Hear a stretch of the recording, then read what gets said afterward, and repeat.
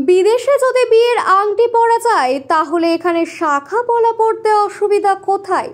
সম্প্রতি এক সংবাদ মাধ্যমের কাছে এমনই মন্তব্য করেছেন অভিনেত্রী মমতা শঙ্কর। আনন্দবাজার অনলাইনের এক সাক্ষাৎকারে প্রথম মেয়েদের শাড়ি পরার ধরন নিয়ে প্রশ্ন তুলেছিলেন তিনি।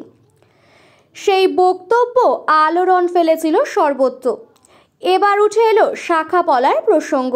তিনি মনে করছেন বর্তমান সময়ে অনেকেই শাখা পলা পরেন না। সনাতনী বিশ্বাস টেরে বেরিয়ে এসেছেন অনেকেই। শুটিংয়ের প্রয়োজনে শাখা পলা খুলতে হলেও নোয়া কখনো খোলেননি বলেও জানান মমতা শঙ্কর। তিনি তার বিশ্বাসের জায়গা থেকে কথা বলেছেন। তবে বিয়ের আংটির সঙ্গে শাখা পলার তুলনা মেনে নিচ্ছেন না মনসমাজকর্মী পিয়া চক্রবর্তী। আনন্দবাজার অনলাইনকে পিয়া বলেছেন, বিয়ের আংটির সঙ্গে শাখা পলার তুলনাটা ঠিক নয়, কারণ বিয়ের আংটি স্বামী স্ত্রী উভয়ই পরেন। কিন্তু আমাদের দেশে শুধু মহিলাদের শরীরেই বিবাহিত হওয়ার চিহ্ন থাকে, পুরুষের তেমন কোনো চিহ্ন থাকে না। তাই এই তুলনাটা যুক্তিপূর্ণ নয়। তবে কেউ যদি নিজে থেকে পড়তে চান, সেটা তার পছন্দ অপছন্দ, পড়া উচিত বা অনুচিত সেটা আমি বলার কেউ নই। সম্প্রতি অভিনেতা পরমব্রত চট্টোপাধ্যায়কে বিয়ে করেছেন পিয়া। তবে নিজের শাখা পলা বা সিঁদুর বা নোয়া পরেন না বলে জানান তিনি। পিয়া বলছেন, আমি ব্যক্তিগত জীবনে বিশ্বাস করি বিবাহিত বোঝানোর জন্য শরীরে চিহ্ন রাখার প্রয়োজন নেই। কিছুদিন আগে সাত পাকে বাধা পড়েছেন অভিনেত্রী সন্দীপ্তা সেন। নিয়মিত শাখা পলা পড়তেই হবে এমন ভাবনায় বিশ্বাস করেন না তিনি। সন্দীপ্তা বলছেন, আমি আমার মাকেও সর্বক্ষণ দুহাতে শাখা পলা পরে ঘুরতে দেখিনি।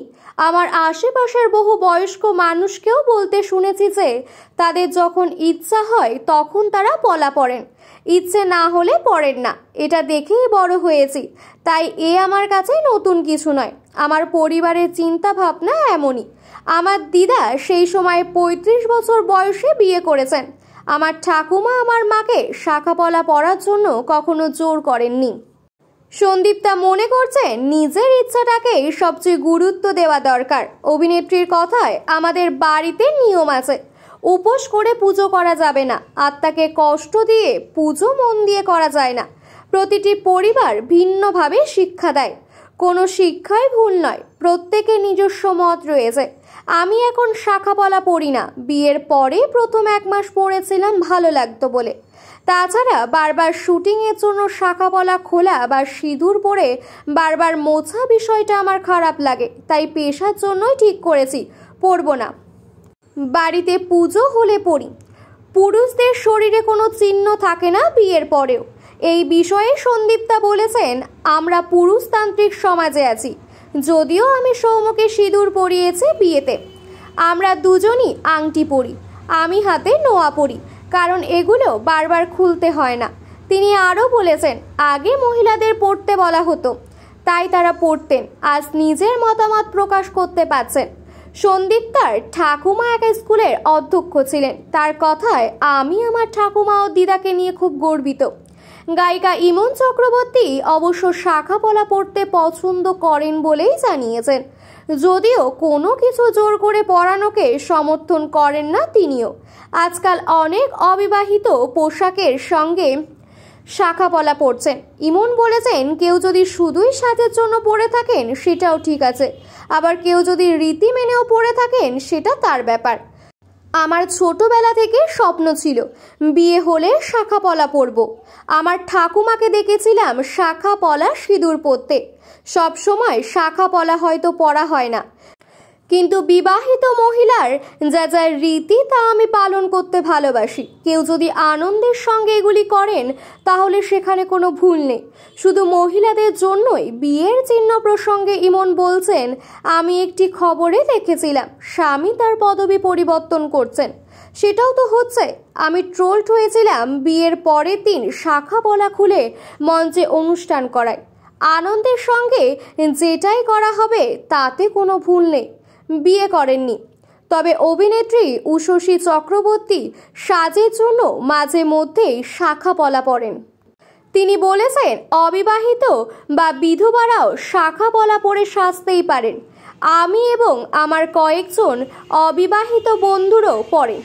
কোনো বিবাহিত মহিলা যখন স্বেচ্ছায় শাখা পলা পরেন সেটাও ঠিক আছে, কিন্তু সমস্যা তখনই যখন বাধ্য হয়ে এগুলি পড়তে হয়। বিয়ের আংটির তুলনাটা অবান্তর।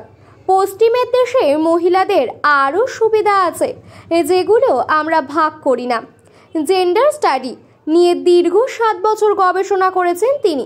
তার স্পষ্ট বক্তব্য, আমাদের দেশে ছেলেদের কোনো বিবাহ চিহ্ন নেই, তাহলে মেয়েদের কেন বাধ্যতামূলকভাবে এই বিবাহ চিহ্ন বয়ে নিয়ে বেড়াতে হবে? প্রশ্নটা সেখানেই। না মানলেই তাকে নানা কটূক্তি শুনতে হয়। নিজের পছন্দ অপছন্দ মেনে পড়ুক, তাতে কোনো অসুবিধা নেই। এর মধ্যে লিঙ্গ ও রাজনীতি রয়েছে। যখনই বাধ্যতামূলকভাবে করতে হচ্ছে তখনই সেটা হয়ে যায় পুরুষতন্ত্র। এটা কেন কেউই বলছে না, জানি না। অভিনেতা নীল ভট্টাচার্য এ বিষয়ে বলেছেন, বিভিন্ন মানুষের বিভিন্ন মতামত থাকতে পারে, কিন্তু দিনের শেষে যে মানুষটা পড়ছেন তার ইচ্ছের উপর সবটা নির্ভর করে।